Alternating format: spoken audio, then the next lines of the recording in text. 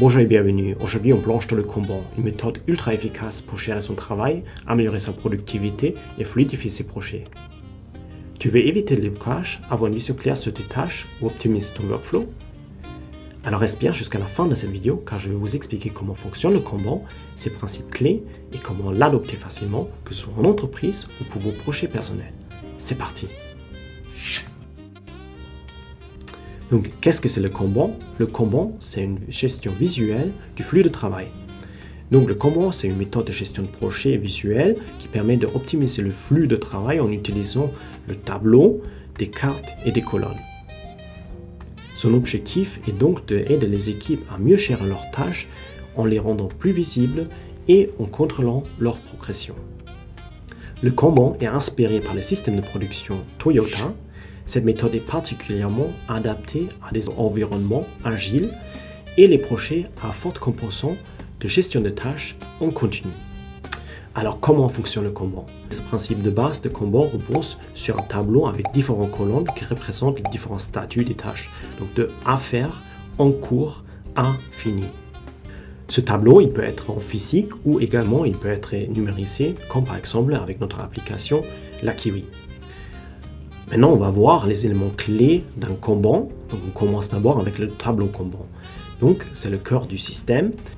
Donc, on peut voir ici les différentes étapes de travail. Donc, les colonnes à faire avec les tâches qui sont à faire. La colonne en cours avec les tâches qui sont en cours, donc être réalisées par l'équipe de développement par exemple. Et la colonne finie avec les tâches qui ont été déjà réalisées. Vous avez également des colonnes pour mettre des tâches au statut en attente, pour toutes les tâches qui dépendent encore d'autres facteurs, et également la colonne annulée avec des tâches qui ont été finalement annulées. Le deuxième élément sont les cartes Kanban. Les cartes Kanban sont en fait les éléments qui contiennent les informations essentielles sur la tâche, telles que la description, la personne responsable et les délais. Cette carte Kanban, elle va passer du statut à faire à en cours et finalement à fini. Le troisième élément qu'on va regarder sont les limites de travail en cours, en anglais WIP, donc Work in Progress. L'idée derrière, c'est d'éviter des surcharges pour l'équipe et également trop de tâches inachevées. Le Kanban, il impose des limites au nombre de tâches qui peuvent être en cours simultanément à chaque étape du processus. Donc, cela permet de maintenir une concentration sur les tâches en cours et de garantir que le travail avance d'une manière fluide. Finalement, on va regarder également quels sont les avantages de Kanban.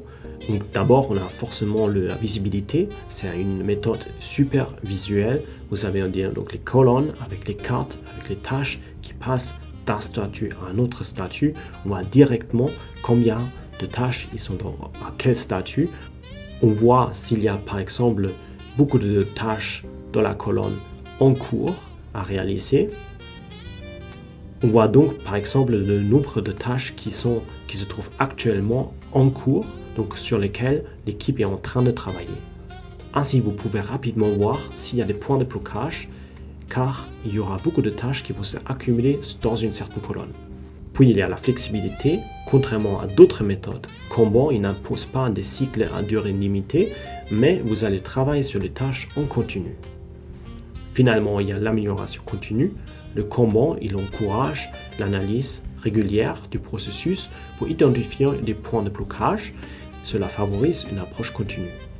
En résumé, le Kanban, c'est une méthode simple mais efficace qui permet les équipes à mieux gérer leur travail.